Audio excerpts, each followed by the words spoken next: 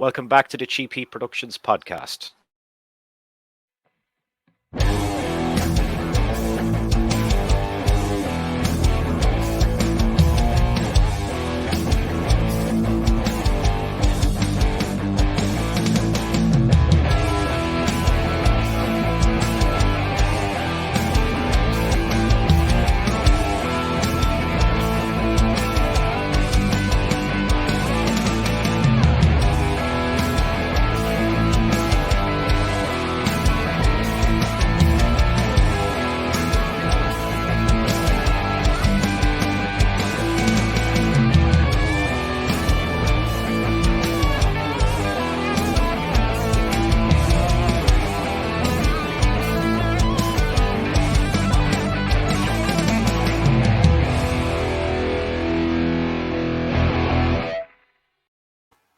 Okay, welcome back to the show. And today I've got a very special guest. It's Mr. Lee Waddell, the original Ghostface, the man, the actual man behind the mask in Scream 1 and 2. How are you doing today, man? Good, brother. It's good to be on here. Thanks for having me on, and it's always a pleasure and an honor. And thanks for dealing with the time zones, right? So I'm over here in Texas, middle America, and you're way across that pond. What time is it over there right now? It's 17 minutes past 10 now. Yeah, So it's not too bad. Not too bad. We're still in prime time. 10 o'clock's okay. It's not past my bedtime or over yours. We're good. Let's go. Yeah, I do. Like, I work during the day anyway. So, like, my schedule, I've got two young kids as well, and I've got to get them to bed. So, like, 10 o'clock is ideal time for me. Last night I recorded at midnight, which was 7 p.m., someone else's time. Right. But mostly I'm dealing with and talking to people from the States anyway. So when I've got all my work and kids to bed and stuff done like that, it suits me fine. I'm a night owl anyway. Yeah, I finally outgrew that. I don't burn it like I used to. I used to go to bed like 3, 4 in the morning, right, and get up like maybe 8. That's Yeah. Nah. I like to be like by midnight. I'm like, yeah, I think bed's sounding good. Yeah. I went to bed at 3 a.m. last night. I was up pretty late because I was recording. I remember those days well.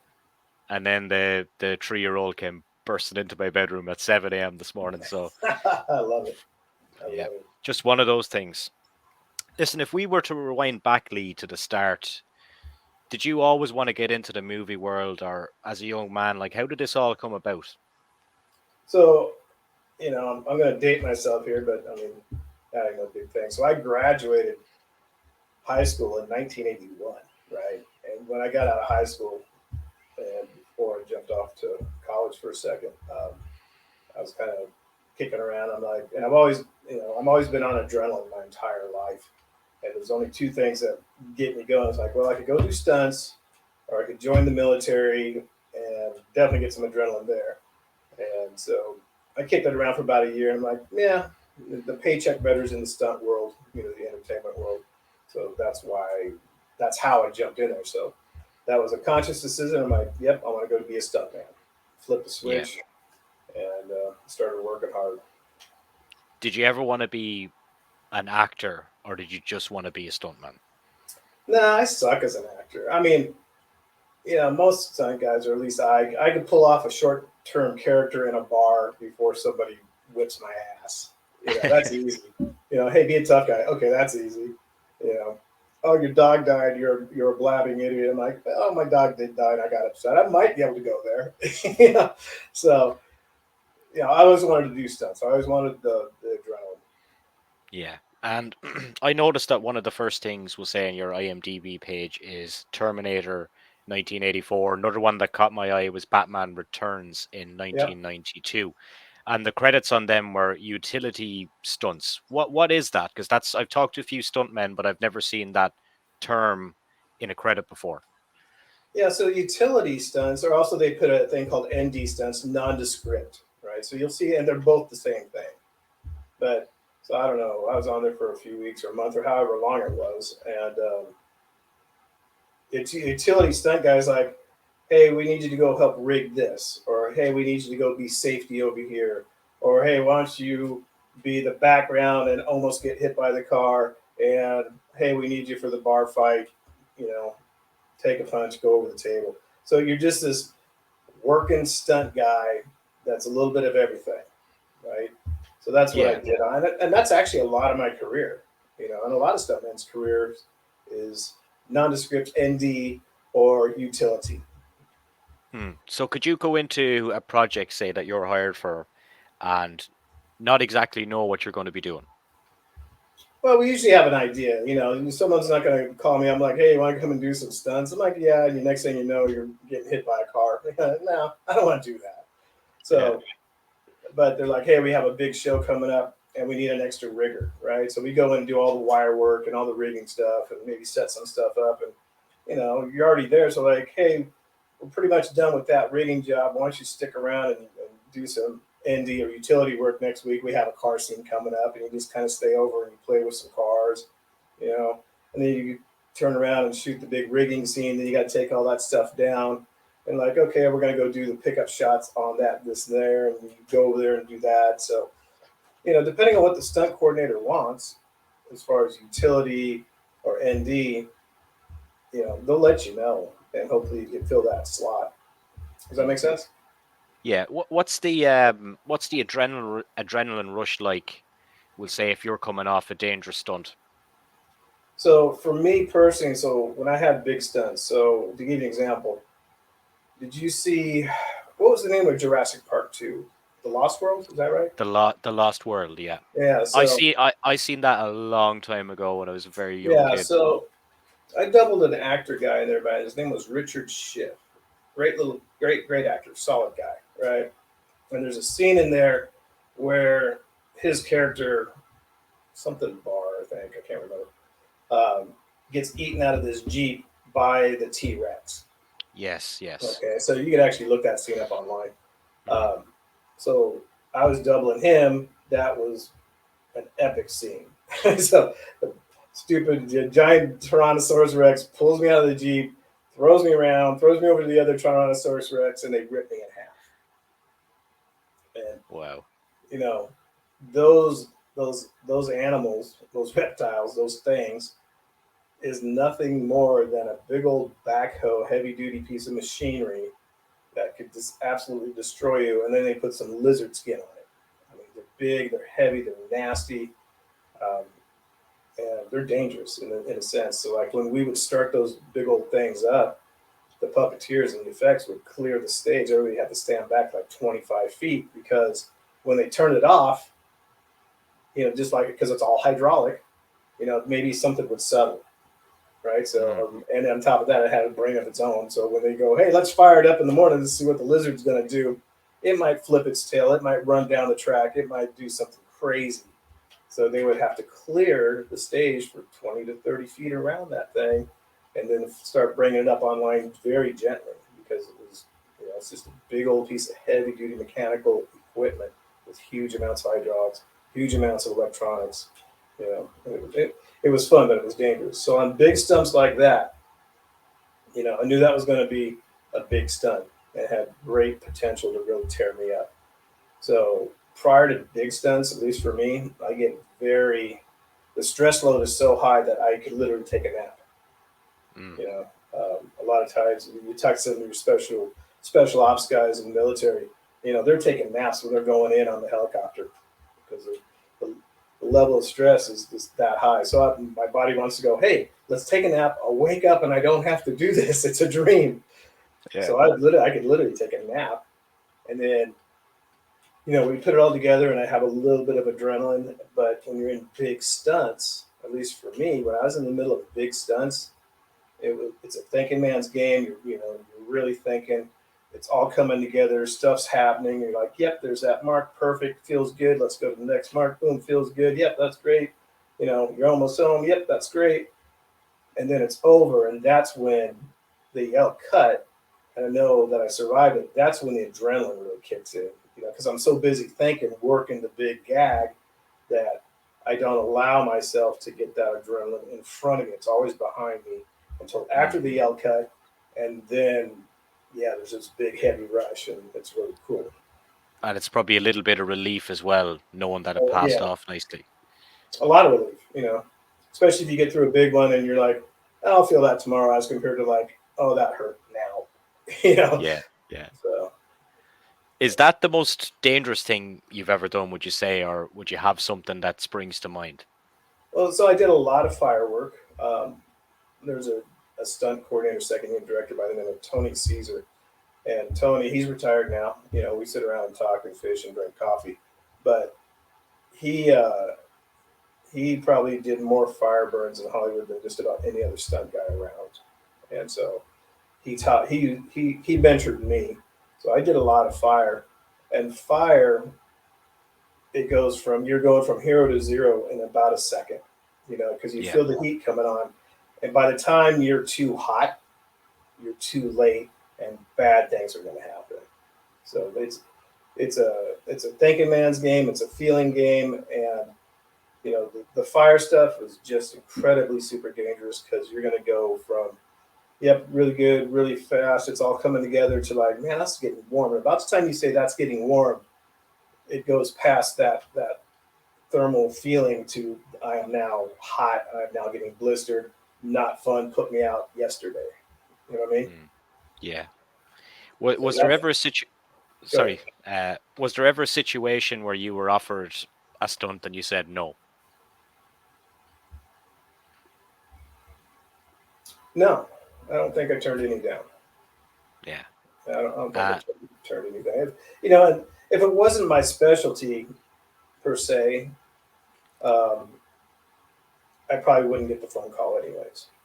You know, there's guys that would sit there and do these high falls without, you know, just into the airbag, you know, hundreds of feet. I mean, just incredible, incredible stunts. You know, and that's like, yeah, maybe I could crack off 100, but I'm not going to go 150, 200, nothing like that. There's no way. Not yeah, my specialty. yeah. Ken Kersinger that mentioned to you off camera, he told me that that was one that he refused was a really really big jump, and he had a bad knee at the time, and he didn't think he'd make the jump, and I think there was some bit of concrete that he had to clear as well. So he called up his friend Brad Laree to take that one for him. Yeah, and that's a smart, and that's how come he's still here and in somewhat one piece. So, you know, that's a smart man because you know, stunt guys are huge ego, huge pride, you know, alpha male, driven, want the paycheck, love the challenge. You know, all those components go into it, and to have the maturity to say, nah, that one's outside my wheelhouse right now. That's you know, that's hard to do sometimes. You know, Yeah. Did you especially if ever it's your get? good friend, right? If I mean, if your buddy's the Yeah. stunt coordinator, you're the director, and it's like, hey, come on in here and do this for me, and you're like, yeah, you know, it's hard to say no sometimes. Yeah. Did you ever get a bad injury doing anything? Yeah, that dinosaur rides that stretched me out pretty good. Nothing was broke, but the soft tissue was just intense. It tore me up. I was that's the one that I probably should have taken some time with, but you know I'm old school. Ice and Advil, man. I was back. That happened on Friday. I was back to work on Monday, and just, it was on the job rehab. So the powers that be took very good care of me on that show, and it kind of kept me out of the way as it you know the injury started healing over weeks, and so that one Yeah. struck me pretty good. And you know a lot of you know a lot of the stunt guys, and they'll tell you it's the little ones that get a hold of you. You know, it's like, hey, why don't you go jump over this table? And you know, next thing you know, they break an ankle, you know, or go through Yeah. this piece of window, you know, whatever. It's those little ones that just tear you up somehow, and I don't know why. Yeah. We'll talk about Scream now, and it's something that kind of plays a big part in your life, and we'll talk about conventions and Yeah. bits and pieces like that, and kind of the never-ending success of the franchise, and it's up there in terms of popularity with all the great, like we'll say, 80s ones like Friday the 13th, Nightmare on Elm Street, Child's Play, Halloween. It's in the bracket, and for a movie that came out in the 90s, in the late 90s, to fit into that bracket and be accepted into that horror community, like it was really nice to see. So I've talked to several different people about it before, that it's, is it a horror? Is it a thriller? It's somewhere in the middle, but it still fits as a franchise, I think, in with all those other ones. You know, how did you become involved in it anyway, initially, we'll say? So once again, going back to Tony Caesar, he was Wes Craven's stunt coordinator, second unit director for 20 years, you know, 18 shows or something like that. And Yeah. my very first Wes Craven film was the original Nightmare on Elm Street. So that was the first time I'd worked with Wes, and I did probably, I don't know if I'd go back and look, but there's probably eight, 10 credits of Wes Craven films. Wow. Yeah, so I did People Under the Stairs and Shocker and Screams 1, Screams 2. So I did quite a few jobs with Wes and Tony. And so um, when the Scream popped up, that was Tony's first call, and he goes, "Hey, come on up." Sure, what are we doing? We're doing Wes's show. I'm like, "I'll be there." We popped on up there, and I didn't even see a script until I got up Really? there. Right, and I was like, once again, I'm just like, "Okay, what are we doing?" I just want to be glad I'm working. And so I was the right place at the right time to get that iconic opening scene with Drew Barrymore. And I had worked with Drew a few times on a couple other shows previous to that, so I had a good rapport with her. I hope. So um, it was really easy to work with her, and she's a pro and has a great attitude, and she's a lot of fun. She has a great energy, and she has a blast doing what she does. Are you proud of being involved with that franchise due to the longevity of it and the success of it and how well appreciated it is? Yeah, so that's a great question. So I was just a working stunt dude for 20, 25 years. I think my last time I was in front of camera was back in 2015. I started doing an extras, getting on movie sets so I could meet the stunt coordinators in like 1982. So I had a great run. It was a great career.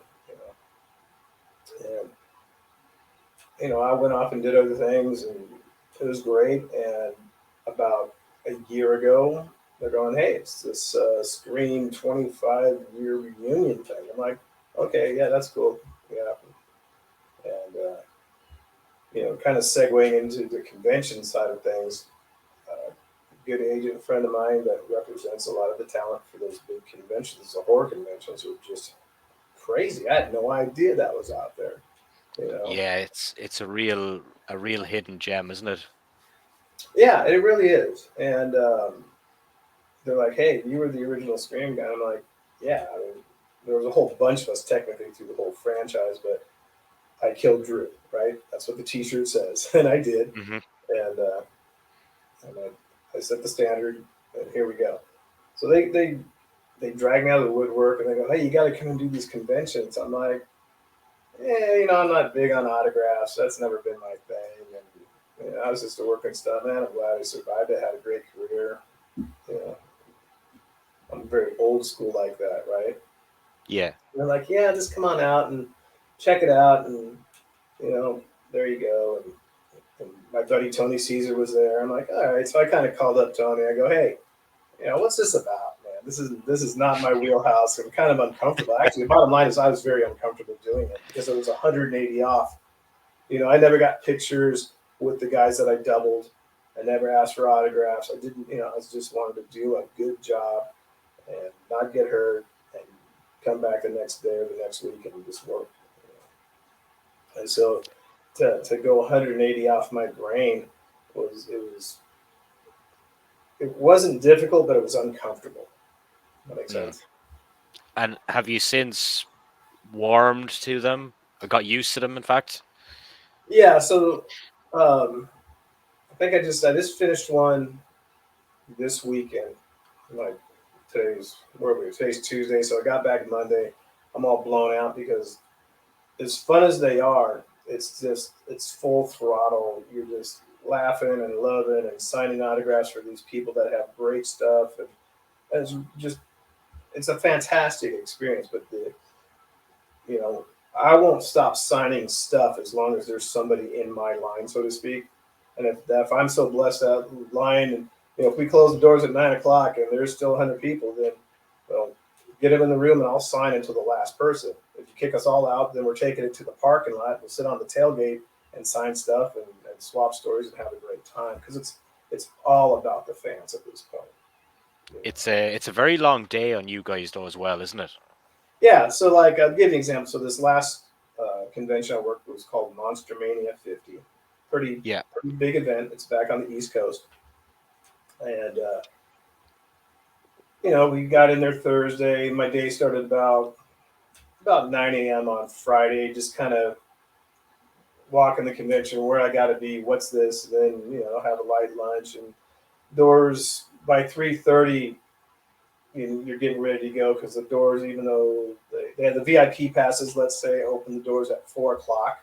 Okay. The rest of the general population's at 5 o'clock, and we started. So I started at 4, and we didn't even lift off the gas until 12:30 or 1 a.m. And so because there was just that many people that wanted. It wasn't just me. I'm just a small cog. I mean, I'm nobody, and with all those other actors there and all these big heavy hitters, it was huge. A lot of fun, you know. And so it was very pleasant. I told my agent that reps on all that stuff. I said, "Look, I said this isn't what I do. It's not a money issue. It's a fan issue because I love the fans because they love the franchise. And I'm a horror fan too. I love horror. Yeah. Back in that late, remember horror back in the late '70s through the '80s. They were cranking out just B horror films by the tons, and they're cheap, and the effects sucked, you know. Yeah. And the worse it was, the more I loved it. Me and my buddies would just get a stack of VHS tapes, and we would just binge these just great horror films. Yeah. And Horror so changed a lot. it has, and like I remember I just said it the other day at this convention. They're like, "Hey, what was the first movie that scared you as a kid?" And I'm like, "Flying Monkeys, Wizard of Oz. Hate those damn things. Hate them. Do you want I to guess what love mine was? what? The original It. Yeah, the original It. Yeah." That got me when I was really young, man. Fucking hell. And so, just thinking about that genre. Do you know that I just saw something the other day? Uh, Halloween, the original Halloween, is like 45 years old now. It's crazy. It's I mean, I mental. remember when that thing came out. I'm like, gosh, and how many, what are they at 15, 16 now? I don't know how many they've done, That was out 10 years before I was born. right? So Fucking you get to see crazy. this, you get to see a classic, another, depending on when you saw it, maybe you were 10. So you didn't see it until it was 20 years old, right? Yeah. Somewhere in Yeah. that time, yeah. And And people still watch it. yeah, I mean, it started it all. And it's funny because I know mostly, like I know Kane Hodder, right? He played him for a while. I know Dick Warlock played him for a while. And it's great because those guys, I've known those from my stunt career. Then I get to see them again here 25, 30 years later in the convention scene. It's a lot of fun Mm. to hang out with them and just talk shop. Yeah. When you look at that convention world, though, compared to other, would say the horror convention world, compared to just other film genres, don't really have this thing. But do you find that there's more of a sense of appreciation for the work that you guys have done that's kind of powered by the fans to get these things off the ground and rolling all the time? Because without the fans, these things wouldn't happen. Oh, absolutely. And that's why, you know, speaking on behalf of the whole Scream team, because we on this last convention we had 3, 4, 5 of us there. All the actors were there, and all of them worked that hard because they all realized that those horror fans are rabid. They're so fantastic. They'll sit in a line for 6 hours to get one autograph, and they'll still have a smile on their face. Nobody's complaining. It's a big love fest. It was so cool to see that kind of energy. Everybody has such a great attitude, and I don't see that in other genres like the Comic Cons, right? You Yeah. don't, and that's pretty happy. But after you grind it for 5 or 6 hours, you get kind of irritated. I didn't see that at all, and so everybody that was signing on behalf of the Scream franchise, so to speak, they all stayed, and nobody went away without getting their stuff signed. Yeah. And Yeah. again, I love the horror fans. They're just so fun, and it's generational. I have mom or mom's mom. telling me like, "Oh, that movie scared me," and then the daughter's like, "Oh, I watched it, it scared me," and now it's like 3 generations. I'm like, they got the baby there that's 5. They're like, "Oh, it scared her." I'm like, "Why are you letting a 5-year-old watch that movie? This is not appropriate." And Yeah, so the horror fans that drive that horror convention craziness, they are so fantastic, so dedicated. yeah, And this, it might be that they work their entire year and save up their money so they can take the whole family to their version of Disneyland for 3 days or wherever it's at. And just I just adore them. They're so cool. And that's why, from my side of the table, I work so hard to take care of them and support them, and to take time to talk with them. Right? yeah. I like when I said horror was changed. I like horror movies, like I mentioned, like Halloween, like Child's Play with Chucky, things like that. But then, as I was kind of growing older, I was seeing movies like Hostel and Saw, and they were all just kind of gore based and not enough storyline, in my opinion. Like, um, they just didn't hold it as for me. Like, and I seen just today actually, seen a poster for Saw 10, which is Right. just Right. Great. crazy. Another franchise run. Um, Yeah, you know what did it for me in horror, and actually in all film, um, is the introduction. And I was still well into my career when CGI, that computer generated stuff took over. It yeah, was just it was a boom to the stunt industry because we can now, instead of having to worry about blacking out cables and hiding crap, we could just take them out digitally, and it just blew the doors off of. I mean, look at the stunts we pull now because technically we don't use wire anymore; it's Spectra. But you know, look at the stuff we do now stunt wise. We fly yeah, people, we fly people hundreds of feet in the air, 100, just it's incredible, and that's because the CGI took over. But the other side of CGI, I think, in my opinion, I've talked about this with other people and other podcasts, is that the viewing audience today is so educated, right? yes, So educated. I mean, look at if you and I said, "Hey, man, let's go make a movie on our laptops and our iPhones," you could actually produce something that's pretty viable. And then we could stick it on YouTube and broadcast it, right? yeah, Uh, so today's audience, even though they might like super action, I mean, Fast and Furious, I didn't know you could do cars like that and they still drive. But uh, they're so 10 of educated. those I think as well. Yeah, there's about seven, Yeah, yeah, whatever. They're so super educated that they know CGI when they see it. And as great as CGI is right now, you can still tell.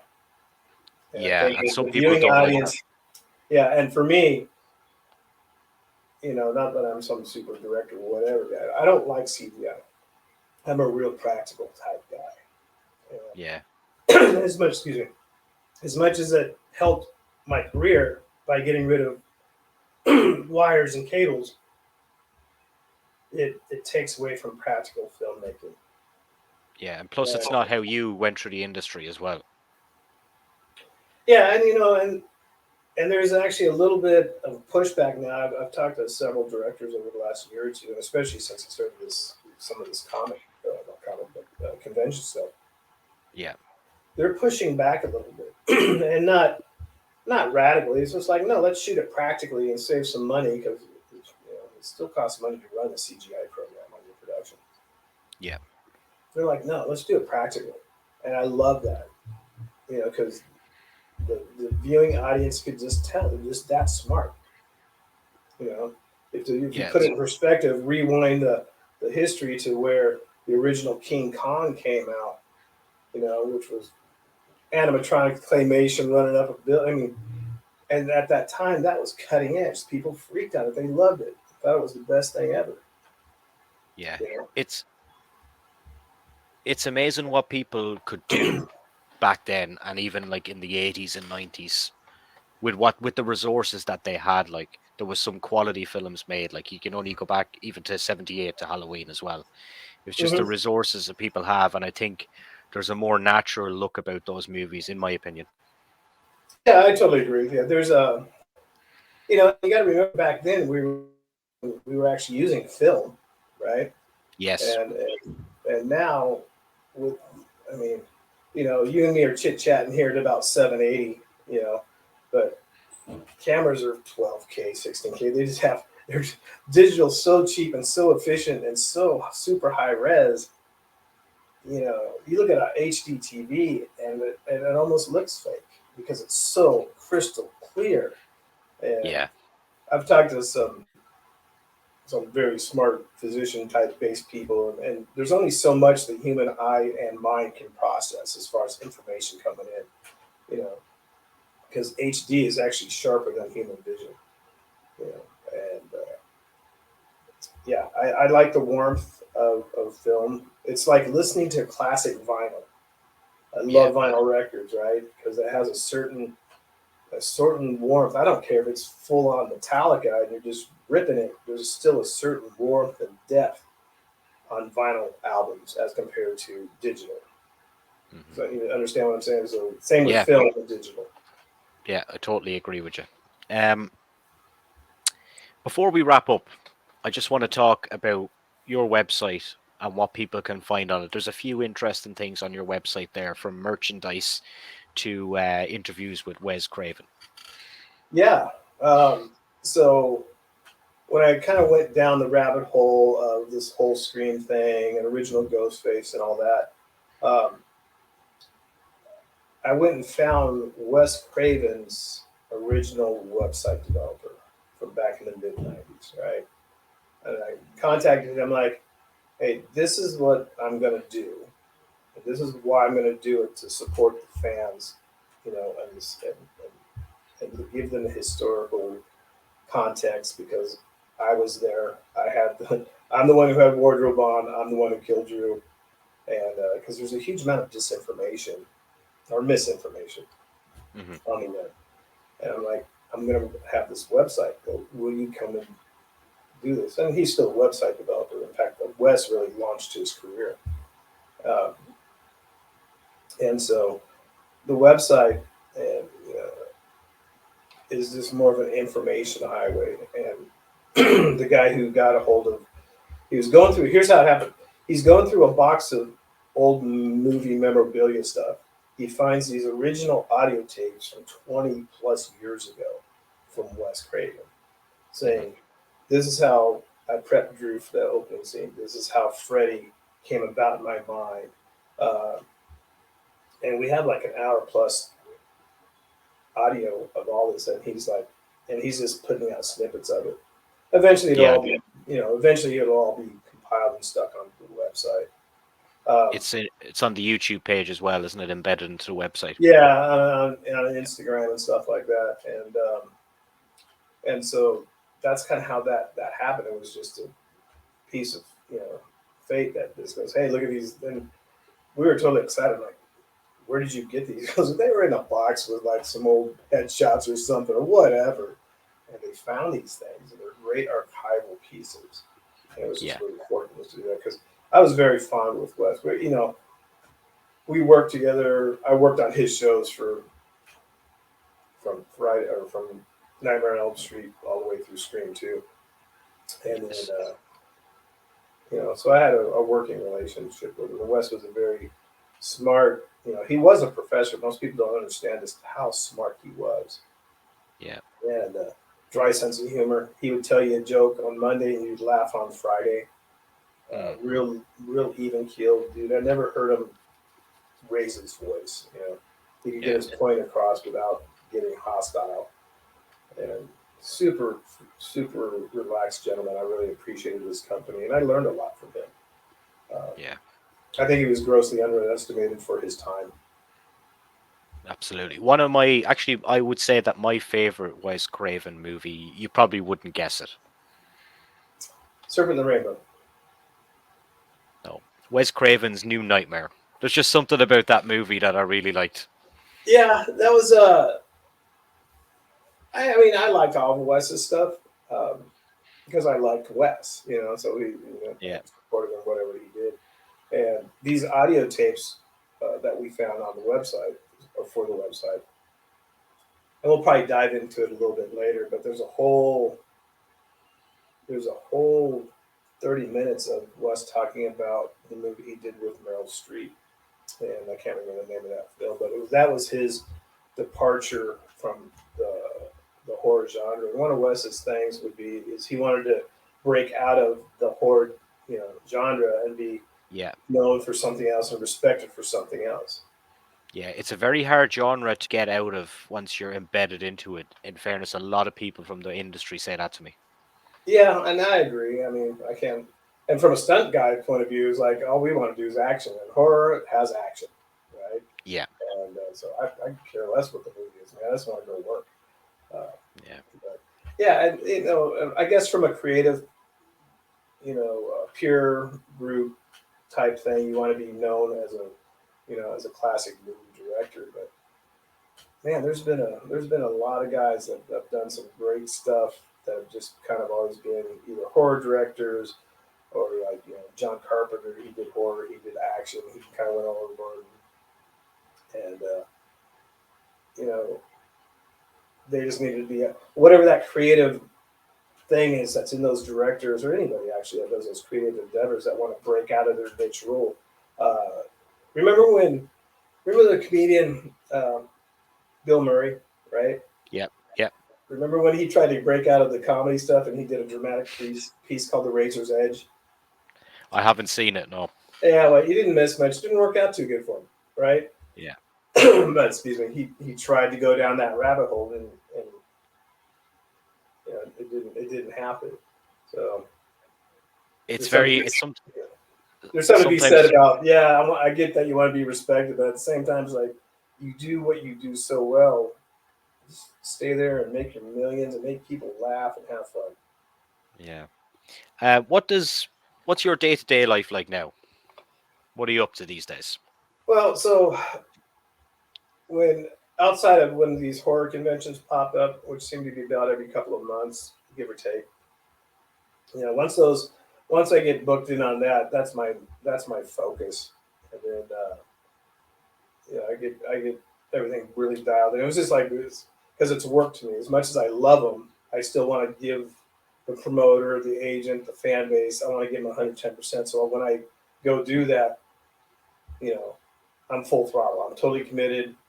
I got my ducks in a row, and I'm ready to go to work. Even though it's a big old party, it's still work, and I still want to give them that experience, whatever that experience is for that one or two, 10,000 people, whatever that equation is. Yeah.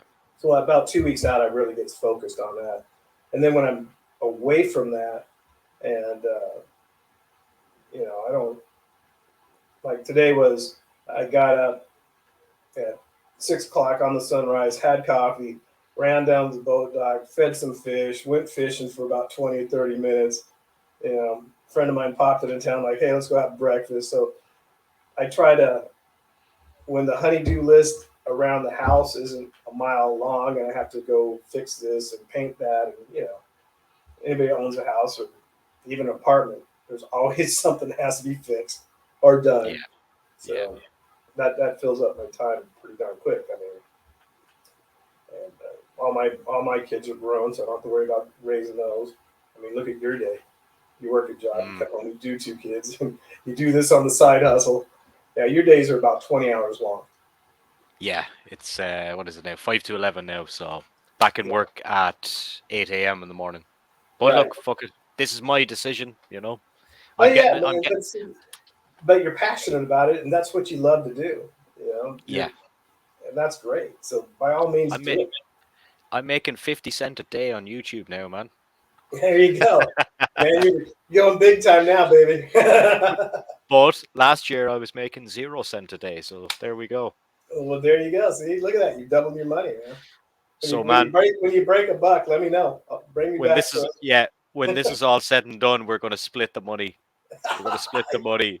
There you go. I sent one guy who just wrap up here on the story a screenshot of a podcast that we done last year, and it's got 11,000 views. But I wasn't monetized at the time. The YouTube money isn't great anyway.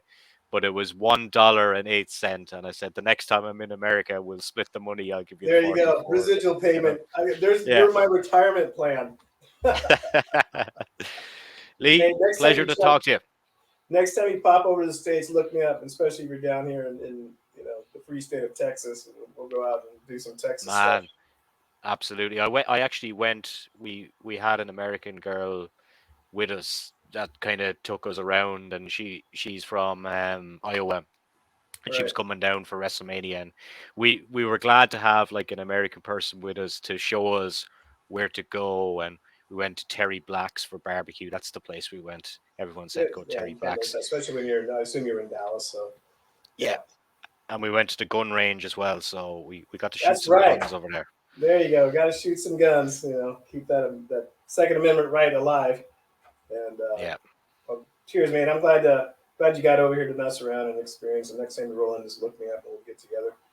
absolutely, man. Listen, thanks a million for your time today, and really appreciate it, man. And you never know, maybe you'll be in a convention over here someday, either. You know what? I get a bunch of people. So you can find me on Instagram. I mean, that's how you and I hooked up, right? Yeah, And I, I got a lot of cool folks over there in the UK and Europe, and they're like, "Hey, come on over here and do a convention." I'm like, sign me up. I mean, I'd love to go. And UK is a blast. I've spent a lot of time over there, and Europe is just great. And everybody's been locked down for like 2 years, 3 years. So let's go travel. yeah, And if the promoter, if it works out for the promoters over there to where they can bring my silly butt over there and have a good time, I would jump on it. yeah, You got to look at the business side. Those guys are in the promotion business, and they got to make money. And if they could make it work, by all means, I'll be there. And yeah. because there's a huge, talking about some conventions, man. There's some big conventions over there.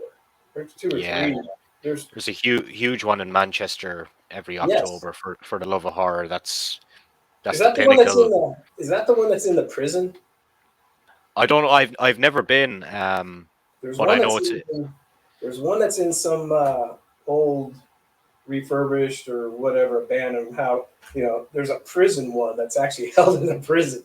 I'm like, no. oh, I don't think it's this one. I don't think it's this one. But it's a really big one at the same time. I think it's yeah. in a There's convention center. there's big ones over there, and there's a couple of big ones over in Germany, I think. Hmm. So it'd be really cool to jump a jet, come across the pond, and just hang out, over there for a little bit and just do something. It Yeah. would be really great to be back over there again because I haven't been really outside the States in 3 years now. Have you been to Ireland? Let's see. Yeah, the best thing I did in Ireland was I hit Dublin for about a 12-hour layover, which was good for a few pubs, and, Yeah. and then Yeah. jumped jet and got out of there. And can't remember if I had to go back down to London Heathrow and then out, but Yeah. Dublin Probably. Dublin was the layover point. So I hadn't done I didn't get a chance to bounce around Ireland as much as I wanted to. There's a lot more to see outside of Dublin. A lot more greener areas. Dublin's a city, but there's a lot of Yeah, things to be explored in this country anyway. it's But it's the whole thing over there is fantastic. I can't wait to get back over there again. yeah, and we'll drink some real Guinness when you get here. Yeah, I like that when you draw a happy face and it's there 20 minutes later. I'm like, yeah, Yeah, that's the real stuff. Room temperature too. yeah, man, absolute pleasure. I'll send you this podcast when it's up. Absolute Yeah, pleasure. send me the links on it, and we'll push it on the Instagram and YouTube, and we'll have a good time with it. I really appreciate to let me come on here and talk and have a good time and laugh a little bit. So I have such a great experience with the podcast. So Yeah, here we are talking halfway around the world and talking about movies and cool stuff. So I yeah, really appreciate it, man. You've been so good on you. Be safe over there, and then we'll talk soon. yeah. Thanks very much, man. I'll talk to you soon. All right, cheers, mate.